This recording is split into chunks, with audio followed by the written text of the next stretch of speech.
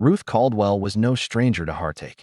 At 60 years old, she had learned the hard way that love often came with a price. Her life had been quiet, settled in her little house in Kansas, where she had spent most of her years after raising two children. But then, David Turner, a charming 27-year-old man, came into her life. David was the kind of man who knew how to make a woman feel special. He was attractive, confident, and most of all, he made Ruth feel desired in a way she hadn't felt in years. He told her he was struggling with his career, and Ruth, wanting to help him, sent him money, lots of money. At first, it was small amounts, just enough to help him get back on his feet. But soon, David's requests grew larger. He claimed to be starting a business, needing capital for his startup. Ruth, blinded by love, didn't hesitate to give him $10,000, then $50,000, then eventually a total of $300,000. The more money Ruth sent, the more distant David became. She started to notice that he was no longer as attentive as he had once been. His phone calls became less frequent, and his texts were short, almost robotic. But Ruth was in love, or so she thought. She trusted David, even when her children and friends began to voice their concerns. They thought he was using her, but Ruth dismissed them. She couldn't believe it. She wanted to believe in the best of him. But one day, Ruth received a call that shattered her world. A woman on the other end of the line said, "David Turner is marrying another woman." Ruth was stunned. How could he do this to her? Why didn't he tell her? The woman went on to explain that David had been in a serious relationship with someone else for months, and now they were getting married. Ruth's heart sank, and her stomach twisted with a mix of anger and betrayal. She immediately checked her bank statements. There it was, the last transfer of $50,000, sent just a week before the wedding. Announcement. The rage inside Ruth started to build. How could David take advantage of her like this? He had scammed her out of nearly $300,000, and now he was marrying another woman, leaving her behind like she didn't matter. She hung up the phone, her hands trembling. She couldn't let this go. She couldn't let David get away with it. Ruth Caldwell had always been a woman of action. She knew what she had to do. She made a decision then and there. She would find him. She would confront him. She would make him pay. Ruth didn't hesitate. She had spent sleepless nights obsessing over David's betrayal. The call from the woman had pushed her over the edge, but it also gave her a direction. David had gone to Texas. The woman had mentioned it in passing, saying David was now living in a small town outside of Dallas with his new fiancée. Ruth wasn't sure what she expected to find when she arrived in Texas, but she knew she had to go. The urge to confront David, to ask him why he had done this to her, gnawed at her like a festering wound. But more than that, she wanted retribution. She had been so naive, so willing to believe in a man who saw her as nothing more than a means to an end. She packed her car with the essentials, clothes, snacks, and her old .38 revolver, a gift from her late husband. It was old and worn but reliable. Ruth hadn't used it in years, but she always kept it around, just in case. She didn't know if she would need it in Texas, but somehow, she knew it wouldn't hurt to have it with her. She wasn't exactly sure what she was planning, but she needed to feel some sense of control. The drive to Texas was long. Ruth didn't stop except for gas and coffee. The landscape changed as she drove south, and each mile seemed to carry her closer to the man who had stolen so much from her, her money, her trust, and ultimately, her peace of mind. By the time Ruth reached the outskirts of Dallas, the sun was beginning to set. She checked into a small motel on the edge of town, her thoughts racing. The address she had was from an old letter David had sent her, a letter that now felt like a lifetime ago. She stared at the address, the letters almost mocking her, as they taunted her with memories of the promises David had made. That evening, Ruth decided to drive to the town where David was supposed to be. She didn't know exactly where to go, but she thought she might start by asking around. Maybe someone would recognize David Turner. She could confront him and demand answers. The small town was quiet, with little traffic, the kind of place where everyone knew everyone. Ruth parked her car in front of a small diner and stepped out, the evening air cool against her skin. As she walked in, the bell above the door jingled, and the old waitress looked up from behind the counter.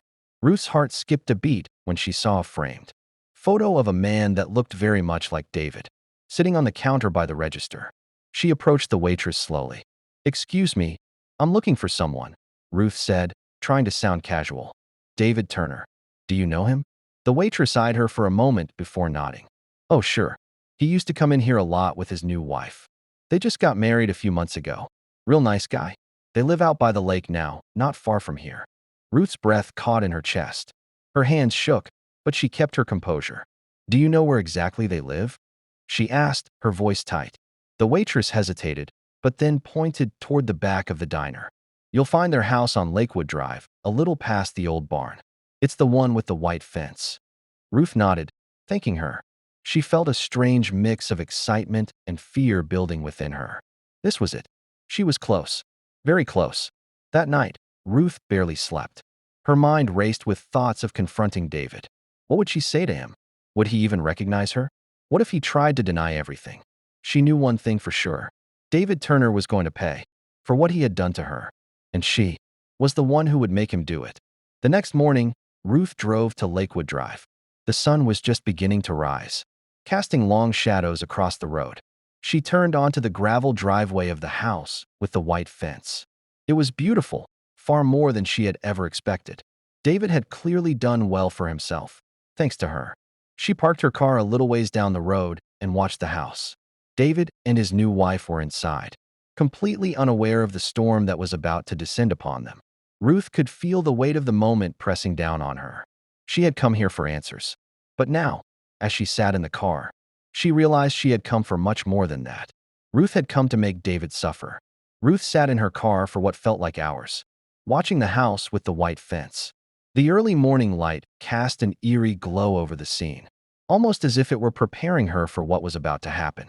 The house, so pristine and perfect, only reminded her of what David had taken from her: her money, her trust, and the promise of a future she had believed in. Her fingers drummed nervously on the steering wheel, but she didn't leave. She couldn't. Not yet. Ruth needed to see David, needed to look him in the eye and demand the answer she deserved. It was the only thing that made sense. If she walked away now, she knew she would never forgive herself. The morning passed slowly, and Ruth began to doubt herself. What was she going to say to him? How would she even begin to approach this? Was she really going to stand there, face to face with the man who had ruined her life, and just, what, demand an apology? A refund of her stolen money? No, it wouldn't be that simple. Ruth had spent too long fantasizing about this moment, and she knew what needed to be done. She couldn't just walk away from this. David had to pay.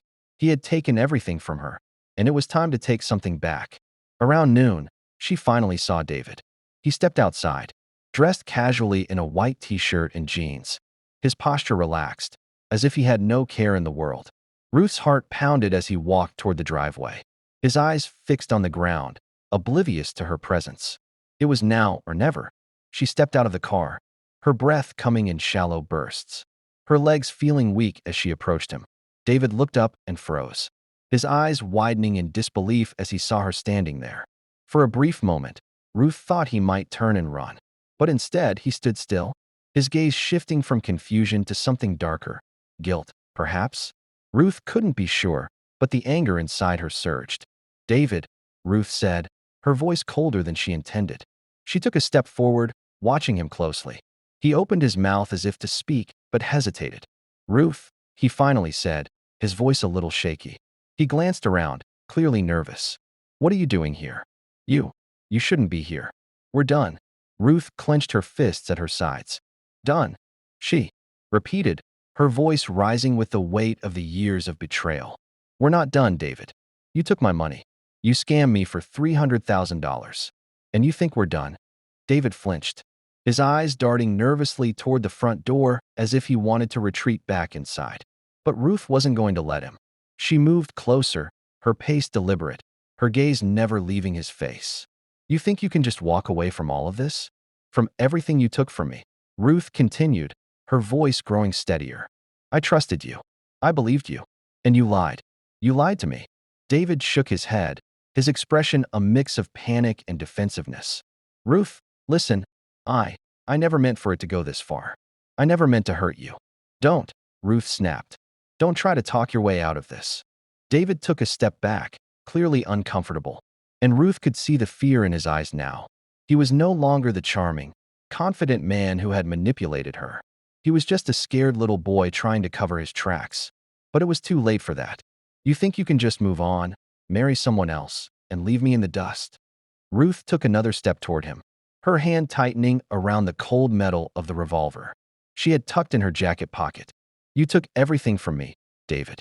And now, I'm going to take something from you. David's eyes flickered down to her hand, and he froze. For a moment, time seemed to stop. Ruth didn't know if she could go through with it. But the weight of the past few months, the loneliness, the betrayal, the rage, pressed down on her like an unbearable force. She could hear the sound of her heart thumping in her ears, drowning out everything else. Please, Ruth, I'm sorry, David pleaded, his voice desperate now. I didn't mean to hurt you. I didn't. Ruth's patience snapped. Without another word, she pulled the revolver from her jacket and pointed it directly at him. David's eyes widened in shock and fear as he raised his hands in surrender. No, Ruth, don't, please, he begged, his voice trembling. But Ruth's face remained cold. You don't get to tell me what to do anymore, David. She took a deep breath and steadied her hand, her mind clear for the first time in months. The sound of the gunshot was deafening. David's body jerked violently as he crumpled to the ground, his expression frozen in a mixture of disbelief and fear. Ruth stood there, her heart pounding in her chest, her body shaking from the adrenaline. She stared at the lifeless form of David Turner, the man who had ruined her, and felt nothing. The anger that had consumed her for so long seemed to drain away in that moment, leaving her numb. She had done it. She had taken control. She had taken her revenge. Ruth didn't stick around to see what would happen next. She turned and walked back to her car, her steps steady despite the chaos inside her. She didn't look back as she drove away, the distant wail of sirens barely audible in the background. She had made her choice, and there was no turning back now. Ruth's hands gripped the steering wheel as she drove away from the house, her mind still spinning from what had just happened. Her heart was racing, her chest tight with a mixture of fear and triumph. The gunshot still echoed in her ears, its sharp cracks slicing through her thoughts like a jagged knife. She couldn't believe what she had done, but at the same time, she didn't regret it. Not yet. She had come to Texas for answers, for justice. And what she had gotten was so much more than she expected. David was gone. The car seemed to drive itself, the road ahead stretching into an endless blur of gray and brown. Ruth didn't know where she was going. All she knew was that she had to get away. She had to leave the scene before anyone noticed. She had to escape before the world caught up to her. Her thoughts raced as she sped down the highway, her mind replaying the moment over and over. She could still see David's face, his shock, his fear, just before he fell to the ground. His blood had stained the earth, and Ruth hadn't even flinched. It was as if all the years of betrayal, all the lies and heartbreak, had led up to this one moment. It was as though David's death was the only way to close the chapter of her life that had been filled with so much pain. But now, Ruth had to think about the next step. She couldn't go back to Kansas. Not yet. If the authorities found out what she had done, they would come after her. There was no way she could explain it to anyone. The law wouldn't care about the years of manipulation, the stolen money, or the lies. They would only see a woman who had taken matters into her own hands and ended a life. The thought of being caught, of facing the consequences of her actions, made Ruth's stomach churn. But the more she thought about it, the more she realized that there was no going back. She couldn't undo what she had done, and she wouldn't try. Ruth took a deep breath and forced herself to focus. She needed to find a place to lay low, a place where she could stay out of sight for a while. She couldn't go to any of her old contacts in Kansas. She couldn't trust anyone there anymore. Her eyes flicked to the rearview mirror, half expecting to see flashing lights behind her. But there was nothing, just the empty road stretching out before her. Ruth kept driving, pushing the fear to the back of her mind. She would deal with it later. Right now, she needed to get as far away as possible. As the day wore on, Ruth's thoughts drifted. She began to think about how everything had unfolded. She had come here looking for closure, but now she realized that closure didn't exist. No matter how far she ran, no matter how much time passed, she would always remember what she had done. She would always remember David. But Ruth also realized something else. She wasn't just running away from the law. She was running away from herself, from the woman she had become in pursuit of revenge, from the woman who had let herself be consumed by anger and betrayal. And now, she was a murderer. The realization hit her like a heavy wave, threatening to knock her off course. Ruth slammed her fist against the steering wheel in frustration. She had let her emotions take over, and now she was trapped in a life she didn't recognize. She had crossed a line, and there was no going back. The sky had turned dark by the time Ruth reached a small motel on the outskirts of a town she didn't recognize. She pulled into the parking lot, her eyes darting nervously around, making sure no one was watching. She could feel the weight of the gun in her pocket, a constant reminder of what she had just done. Ruth didn't care about the motel's shabby appearance. It was just a place to rest for a few hours. She needed sleep. She needed to think. She checked in at the front desk, her voice shaky as she gave the clerk a fake name. They didn't ask too many questions, and Ruth was grateful for that. She just wanted to disappear for a little while, to regroup and plan her next move. Once she was in her room, Ruth locked the door and sank onto the bed. She stared at the cracked ceiling, her mind still reeling from the events of the day. She had done it. She had killed David Turner. Now, she had to survive. Ruth awoke with a start in the motel room, the faint light of dawn seeping through the cracked curtains. She lay still for a moment, trying to gather her bearings. The events of yesterday rushed back to her in waves, flooding her mind with a combination of dread and numbness. Her eyes flicked to the old clock on the wall, and she saw it was just after 7 a.m. She hadn't slept much, not that she expected to. The weight of what she had done sat heavily on her chest. She sat up slowly, rubbing her face with her hands. The room smelled faintly of stale cigarettes and cleaning solution, but she couldn't focus on that now. She needed to leave. She needed to get out of this place before anyone started asking questions. Ruth's mind was moving quickly, formulating a plan. She had to be careful. David's death would not go unnoticed for long, and the authorities were likely already investigating. She had to cover her tracks, make sure there was no trail leading back to her. She stood up and stretched, her body stiff from the long drive and the tension that had gripped her. The revolver, still tucked in her pocket, weighed heavily against her side, a constant reminder of the line she had crossed. She had killed a man. It didn't matter what he had done to her. The law wouldn't care. Ruth was a murderer. She grabbed her bag, already packed with the few essentials she had brought with her. Her clothes, her old gun, and a few toiletries were all that she had left. Her life, once simple and predictable, had been turned upside down by one decision, one act of violence. As Ruth stepped out of the room and into the motel parking lot, she scanned the area cautiously. The morning was quiet, and there was no sign of activity around her. A few cars were parked here and there, but no one was out and about. For the first time in hours, Ruth felt the smallest amount of relief. She had time. She walked briskly to her car, her mind racing with the possibilities. The authorities would come looking for her eventually. She knew that, but she also knew that she had time to disappear, to get out of Texas before anyone realized who she was or what she had done. Ruth drove through the small town, trying to keep a low profile.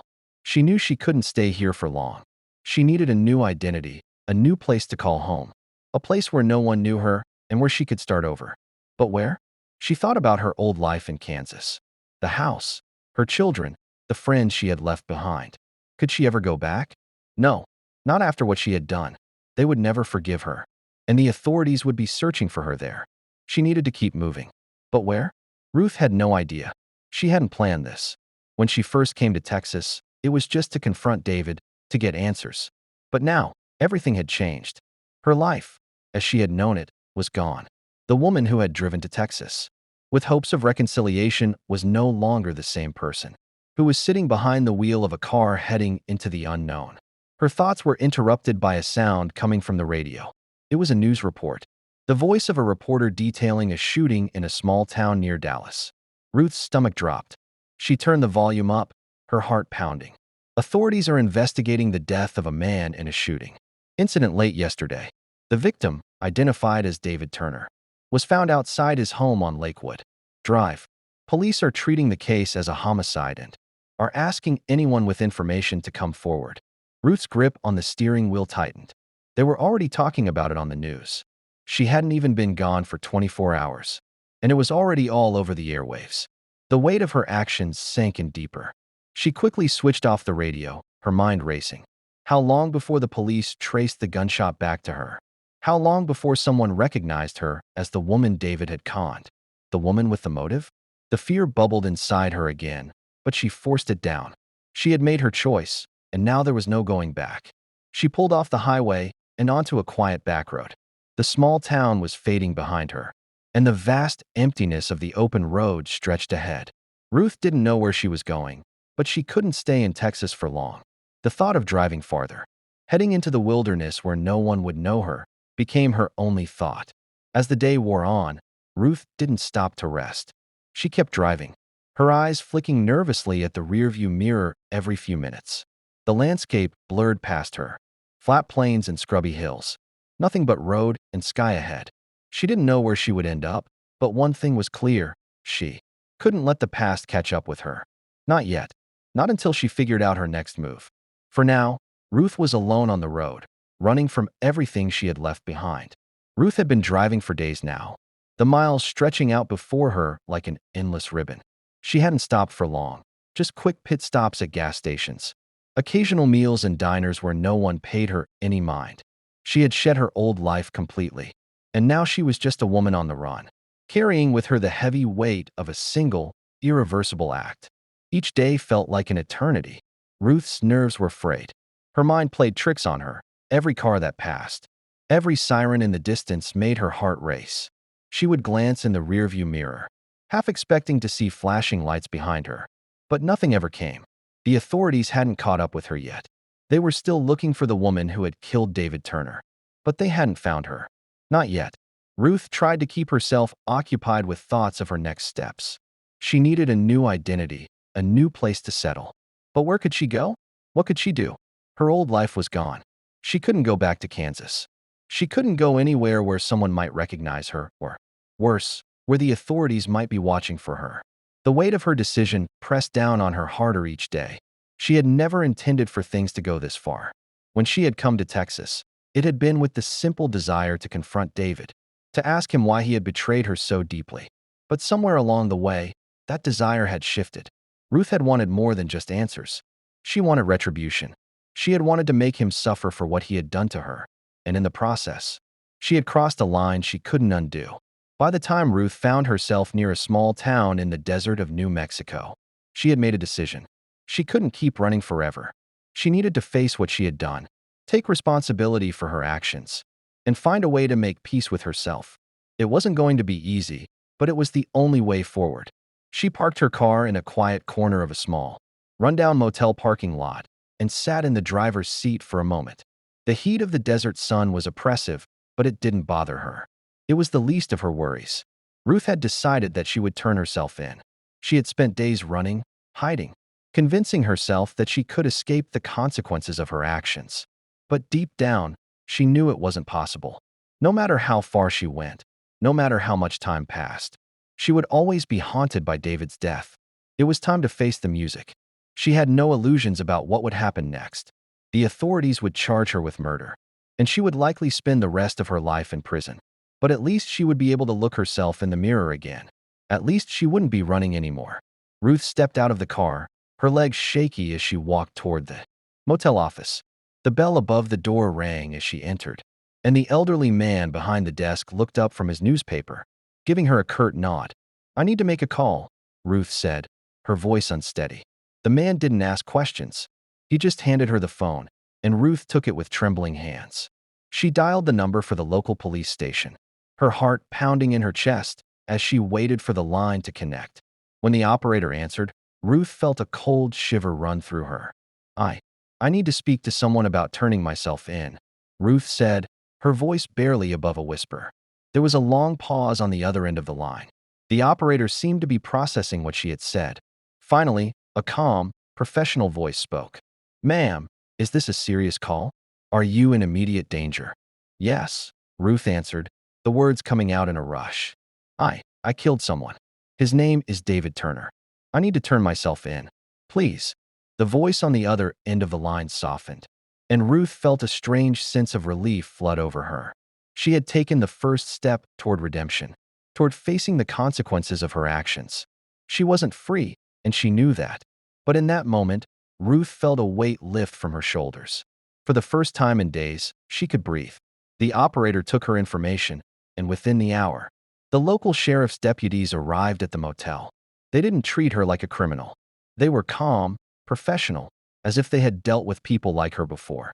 Ruth cooperated fully, answering their questions and walking with them to their car without resistance. As they drove toward the police station, Ruth's mind wandered. She thought about her children, about her old life. She thought about what she had lost, about the choices that had led her to this point. She thought about David, too. He had hurt her in ways she hadn't even realized at the time. But in the end, it wasn't just his betrayal that had pushed her to kill him. It was the anger, the rage that had built up inside her for so many years. The frustration of being taken advantage of, the feeling that no one ever took her seriously. And now, here she was, facing the consequences. As the police station came into view, Ruth felt an odd sense of calm. She had made her choice. She had ended David's life, but now, her own life was about to begin again. A new chapter, one where she would finally face the truth and try to make amends, even if it meant spending the rest of her days behind bars. Ruth sat in the small interrogation room, the cold, sterile walls closing in around her. The flickering overhead light cast long shadows across her face. But she didn't mind. It felt fitting somehow. She had been running from the consequences of her actions for days. But now, in this quiet room, it all felt real. The weight of everything she had done pressed down on her chest. Her hands were folded on the table in front of her, her fingers trembling slightly. She had never been in a place like this before. But the coolness of the metal chair beneath her was oddly comforting. It felt like the first real thing in days. Outside of this room, the world had been a blur of movement, driving, running, hiding. But here, in this moment, Ruth could no longer escape. The door opened, and two detectives walked in. One was a middle-aged man with a gray beard, the other a younger woman with a no-nonsense demeanor. They sat across from Ruth, their eyes studying her, as though weighing the words they would say. Ruth didn't meet their gaze immediately. Instead, she focused on the table in front of her. The silence between them was heavy, and Ruth could feel the air thick with unspoken questions. After a long moment, the man spoke first, his voice calm and measured. "Miss Caldwell, you've already told us you killed David Turner, but we need to understand why. Can you explain?" Ruth's breath caught in her throat. She had expected this question, of course. She had thought about it countless times on the road, playing out the conversation in her head. But now that it was here, Ruth struggled to find the words. I didn't want to kill him," she said, her voice barely audible. She swallowed hard and looked up at the detectives. She hesitated, searching for the right words. "He took everything from me. He lied to me, manipulated me. He used me, and I couldn't just let him get away with it." The younger detective nodded slowly, her expression unreadable. "So, this was about money? About the fact that he scammed you?" Ruth's mind flashed back to the first time David had asked her for help, how he had charmed her into believing he was just a man trying to make it in the world. She had wanted to believe him. She had wanted to be loved. "No," Ruth said firmly. "It wasn't just the money. It was everything. The betrayal. The way he made me feel small, like I didn't matter." Her voice cracked slightly, but she pushed through. "I gave him everything. I trusted him. And when I found out he was marrying someone else, it broke me." The older detective leaned forward, his eyes sharp. "So, you didn't just want to confront him. You wanted revenge." Ruth nodded, her eyes dropping to her hands. "Yes," she whispered. "I wanted him to pay for what he did to me. I didn't think." She stopped herself. What hadn't she thought through? What had she been thinking in that moment when she pulled the trigger? Ruth didn't know. She had acted on pure emotion, on the pain that had been building up inside her for so long. It was like a dam had broken, and she couldn't control the flood that followed. The room felt smaller now, the air heavier. Ruth felt like she was suffocating, but she didn't look away. She had to face this. She had to face what she had done. There was no escaping it. The younger detective spoke again, her voice soft but firm.